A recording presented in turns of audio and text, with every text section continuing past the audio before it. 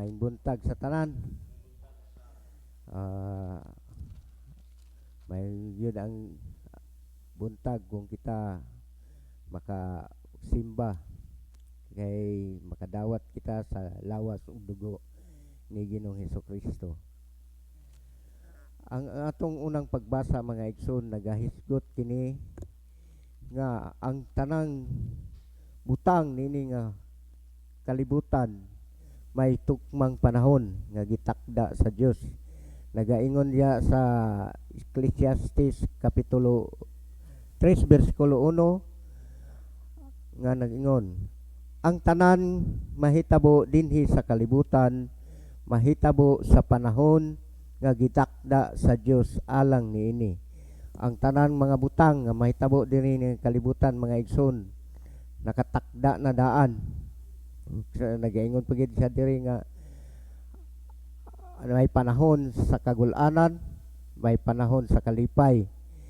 Murag opposite ba? Kung natay kagol, napoy kalipay nga moabot. May pagbangutan, napoy pagsadya. Sa di taangay mga balaka kung unsay niabot kanato sa atong kinabuhi, nagkalisod-lisod ta kay nay panahon nga mahumugaway pud ta.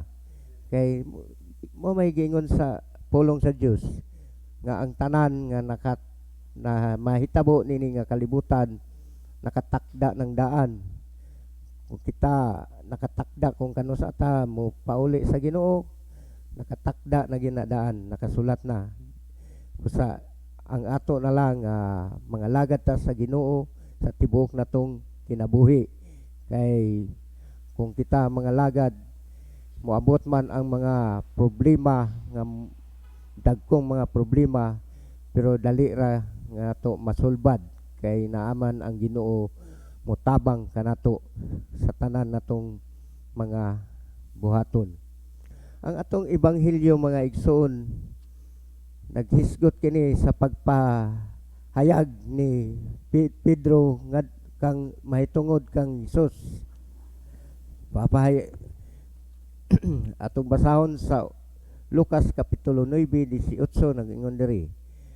Usa ka higayon ni ana nagampo si Hesus nga nag-inusara samtang diha lamang sa duol ang iyang mga tinun-an. Unya nangutana siya kanila, kinsa man kuno ako may sumala sa gisulti sa mga tao. Nangutana siya kung ipangutana niya ang iyang mga tinun-an kung kinsa siya kung unsay gipangsulti sa mga tao. Ang uban mingon nga siya mao si Juan Magbubunyag, si Elias og ang propeta nga nabanhaw. Diri sa kapitulo 18 nag-ingon 19 mitubag sila nga nag-ingon, ang uban ikaw mo si Juan nga magbubunyag, ug nag-ingon usab ang uban si Elias, samtang ang uban pagayod nag-ingon nga ikaw ang propeta kaniadto nga nabanhaw. Sa kapitulo 20 nag-ingon siya, apan kamo unsa may inyong ikasulti, kinsa man ako? Mitubag mitubag si Pedro, ikaw moo ang Mesiyas nga gipadala sa Dios. Si Pedro mga igsoon, si Pedro ang miingon nga siya ang Mesiyas nga gipadala sa Ginoo. Ug kini nga pagtulunan wala kini gihatag kang Pedro nga iyang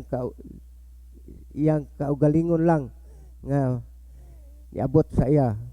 Nagaingon dito sa Mateo kapitulo 16 bersikulo 17,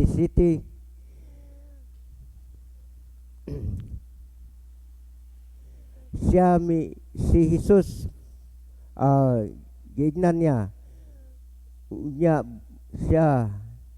si Hesus ingon, bulahan kagayod Simon Pedro anak ni Jonas, kay kining maong kamatuoran wala moabot kanimo pinaagi sa bisan unsang tawhanong pamaagi. Ang akong amahan nga atua sa langit moo ang naghatag kanimo niini.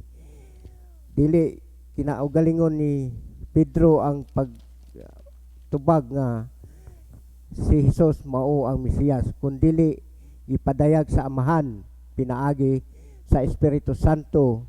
Og nakasulti si Pedro niini, dili yang kaugalingon nga hunahuna, kundili kabubuton sa amahan nga gihatag kang Pedro aron siya makasulti nga si Hesus mao ang Mesiyas nga gipadala sa Dios. Sa mga igsoon napay nag-ingon di sa kapitulo 21, apan sidan-an sila ni Hesus nga dili gayud magsugilon niini kang bisan kinsa. Sa kapitulo 22 nagaingon, og miingon siya, ang anak sa tao kinahanglan nga mag-antos pag-ayo og isalikway sa mga pangulo sa mga Hudiyo ug sa mga kadagkuan sa mga pari ug sa mga magtutudlo sa balaod. Patyon siya ug mabanhaw sa ikatulo ka adlaw. Mga igsoon, mao kini ang dako nga pribilehiyo kanato nga si Ginoong Kristo mamatay aron kita makabaton og kaluwasan. Sa iyang kamatayon nakabaton kita kaluwasan, naangkon nato ang kaluwasan nga libre.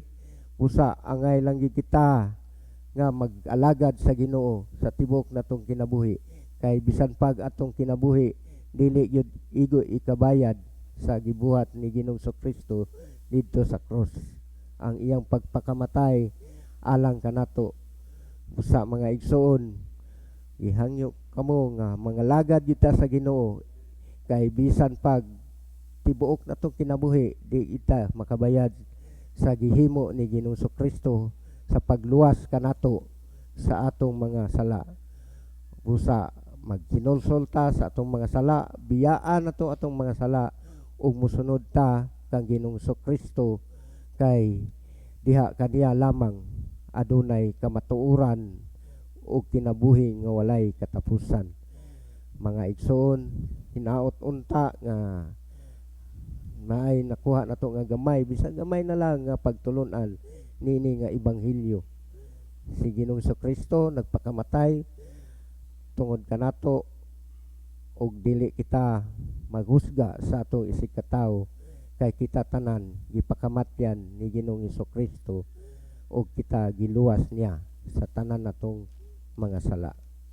Nato ebanghelyo palihog